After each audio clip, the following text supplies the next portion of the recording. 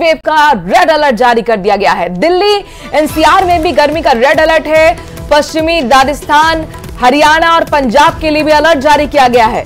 पूर्वी राजस्थान और यूपी के कुछ हिस्सों में ऑरेंज अलर्ट जारी किया गया है। तो गर्मी का सितम देखने को मिल रहा है। आपको बता दें कि उत्तर भारत के कई ऐसे राज्य जहां पर हीट वेव का रेड अलर्ट जारी कर दिया गया है, क्योंकि लगातार दिन पर दिन गर्मी बढ़ती जा रही है। लोगों को काफी परेशानियों का सामना करना पड़ रहा है। दिल्ली एनसीआर की अगर हम बात कर ले तो गर्मी का रेड अलर्ट जारी किया गया। पश्चिमी राजस्थान, हरियाणा और पंजाब के लिए भी अलर्ट जारी किया गया है। पूर्वी राजस्थान, यूपी के कुछ हिस्सों में ऑरेंज अलर्ट जारी किया गया है। और देखिए राजस्थान में तो वैसे भी जो पारा है वो 45 के पार पहुंच रहा है, यानी कि गर्मी अभी और आयुषी सताने वाली है। बिल्कुल, आने वाले दिनों में गर्मी और बढ़ सकती है। तो जाहिर सी बात है कि आप अपना ख्याल जरूर रखें। जब भी कोई जरूरी काम हो तभी घर से बाहर निकलिए, क्योंकि हीट वेव का जो अलर्ट है वो भी जारी कर दिया गया है। लगातार लोग परेशान हो रहे हैं और जो है ठंडे पेयजल भी लेकर के घर से बाहर निकल रहे हैं। लगातार जो तस्वीरें देखने को मिल रही है, गर्मी का सितम दिन पर दिन बढ़ता जा रहा है। और जरा आप सोचिए कि गर्मी की शक्ल में जब आसमान से आग बरस रही हो और पानी की सप्लाई बुरी तरीके से प्रभावित हो तो जनता जनार्दन पर क्या बीतेगी। भीषण गर्मी में राजधानी जयपुर में लोगों को पीने का पानी तक नसीब नहीं हो रहा। ये खास रिपोर्ट देखिए। देश के ज्यादातर शहरों की तरह राजधानी जयपुर का पारा 45 डिग्री पार कर गया है।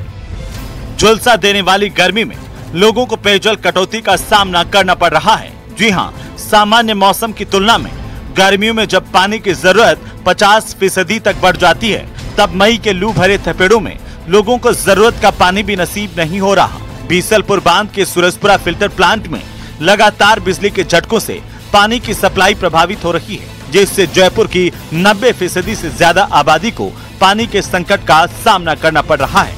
हमने जो इनके टोंक में इनके एससी डिस्ट्रीब्यूशन बैठते हैं, योगराज जी, उनसे भी बात हुई थी। इनके ट्रांसमिशन के जो एससी है वो सवाई माधोपुर बैठते हैं। हमारे एरिया में जो लाइन है 220 kV और 130 kV की जो उनकी ट्रांसमिशन लाइन्स आ रही हैं, BL मीना जी, उनसे भी बात हुई थी। तो उन्होंने अब आश्वस्त किया है कि अब आगे भविष्य में इस तरह की कटौतियाँ नहीं होंगी। यहाँ के प्राइवेट टैंकर वालों ने लूट मचा रखी है। एक टैंकर के 600 रुपये से लेकर 1000 रुपये तक वो लेते हैं। यहाँ अवैध कनेक्शन भी हैं, उनके कारण उन्होंने अवैध कनेक्शन वालों ने मेन लाइन है उससे अपने कनेक्शन जोड़ रखे हैं। इसके कारण भी जो वैध कनेक्शन है उनमें पानी नहीं पहुँच पा रहा है। बीसलपुर बांध से पानी की आपूर्ति बाधित होने के कारण राजधानी के अधिकांश इलाकों में पेयजल समस्या गहरा गई है। और तो और मुख्यमंत्री भजनलाल शर्मा के गृह क्षेत्र सांगानेर में और उप मुख्यमंत्री दिया कुमारी के विधानसभा क्षेत्र विद्याधर नगर में भी पानी की समस्या बेहद चिंताजनक है। जलदाय विभाग 250 टैंकरों से पानी पहुंचा रहा है, लेकिन बढ़ती गर्मी को देखते हुए ये सप्लाई ऊंट के मुंह में जीरे के समान साबित हो रही है। हमारी कॉलोनी में पानी कम मात्रा में आ रहा है और आगे और भी कम है। बाहुबली, लक्ष्मी नगर, काली कोठी, प्रताप विहार, सब जगह पानी की समस्या है। पानी वैसे भी बहुत अमूल्य निधि है। बहरहाल गर्मी के चरम पर पहुंचने के साथ ही पेयजल की व्यवस्थाओं की पोल खुलकर सामने आ गई है। सरकार ने करोड़ों रुपए खर्च कर गर्मियों में पेयजल संकट को दूर करने के लिए कंटीजेंसी प्लान बनाया था, लेकिन गर्मी के परवान चढ़ते ही सरकार और जलदाय अधिकारियों का कंटीजेंसी प्लान धरा का धरा रह गया।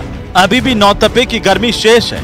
अगर जलदाय विभाग और बिजली विभाग ने व्यवस्थाओं में सुधार नहीं किया तो राजधानी में ही पेयजल के हाल बद से बदतर हो सकते हैं। जयपुर से न्यूज़ 18 राजस्थान के लिए राकेश शर्मा की रिपोर्ट। और देखिए, तेज होती गर्मी के मौसम में भले ही राज्य सरकार ने गर्मियों में गौवंश को बचाने के लिए एडवाइजरी जारी कर दी हो, लेकिन जयपुर की सबसे बड़ी होंगेनेशा गौशाला में गायों के लिए छांव के इंतजाम तक नहीं है। और हाल ही में गौशाला का एक वीडियो वायरल होने के बाद न्यूज़ 18 राजस्थान ने हिंगोनिया गौशाला का रियलिटी चेक किया तो सच्चाई सामने आ गई। देखिए रिपोर्ट।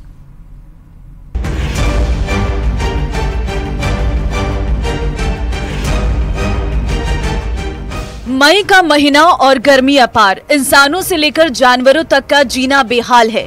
हाल ही राज्य सरकार ने एक एडवाइजरी जारी कर गौशालाओं में गायों को प्रचंड गर्मी और लू से बचाने के लिए कहा था। एडवाइजरी में कहा गया था कि गौशालाओं में पर्याप्त छाया हो, टिन शेड हो और चारा, भूसा और पशु आहार की अच्छी व्यवस्था हो। लेकिन हाल ही में हिंगोनिया गौशाला का एक वीडियो सोशल मीडिया पर चलाकर गायों के लिए मदद की मांग की गई थी। इस पर न्यूज 18 की टीम ने रियलिटी चेक किया और जायजा लिया।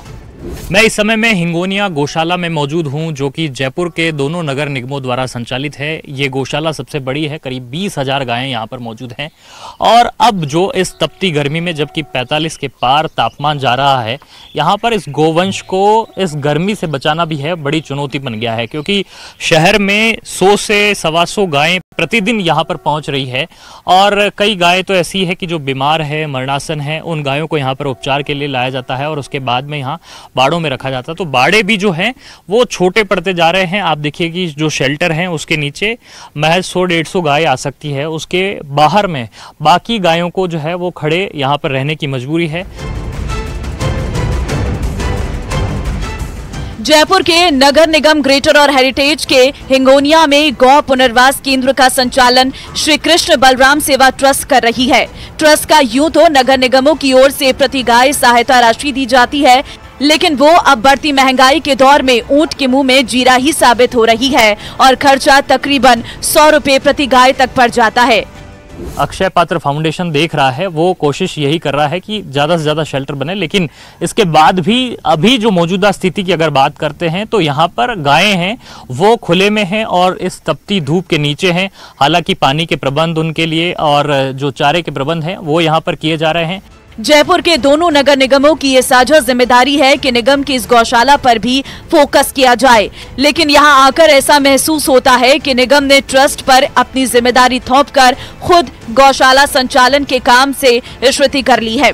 ट्रस्ट के पास भी हर साल गौशाला बढ़ने से फीडिंग से लेकर उनके लिए जगह बनाने की कमी महसूस होती है। जब न्यूज 18 की टीम ने गौशाला प्रबंधन से बात की तो खुद उन्होंने भी इस बात को स्वीकार किया। हम 13 मई को यहाँ आए थे हमारे कुछ साथियों के साथ, तो हमने देखा कि बहुत सा गोवंश जो है खुले में, धूप में, बिल्कुल धूप में खड़ा हुआ है। और 45 डिग्री के इस टेम्परेचर में अगर धूप में उनको खुले में रखा जाएगा तो डिहाइड्रेशन होगा, बीमार होंगे और उनकी मृत्यु भी हो सकती है। तो हमने ये बात व्यवस्थापकों से बताई थी उस समय। उसके बाद 2 बाड़ों में उन्होंने परिवर्तन किया और गोवंश को थोड़ा बहुत शिफ्ट उन्होंने किया। देखिए, वर्तमान में जो गौ पुनर्वास केंद्र बना हुआ है, इसकी क्षमता 14,000 गौवंश को रखने के हिसाब से है जी, जो यहाँ पे शेड वगैरह का निर्माण है उस हिसाब से। और जो अभी वर्तमान में पशुधन की संख्या है वो 18,000 से भी अधिक है अभी। तो उसमें कोई दो राय नहीं है कि जो बचे हुए 4-5 हज़ार गौवंश है उनके लिए प्रॉपर शेड वगैरह नहीं है उसके अंदर। तो अभी बहुत तकलीफ का समय है उस चीज़। बहरहाल इस समय तेज गर्मी से हर कोई बेचैन नजर आ रहा है। फिर ऐसे में बिना छाया के लगातार खड़े रहने पर गौवंश पर भी गर्मी का बुरा असर पड़ सकता है। लेकिन यहाँ पर अभी तमाम जो परिस्थितियां हैं वो उनके सामने भी आर्थिक रूप से कहीं न कहीं सामने खड़ी हुई दिखाई देती है। कैमरा पर्सन मान सिंह के साथ महेश दाधीच, न्यूज 18 जयपुर। और सिरोही से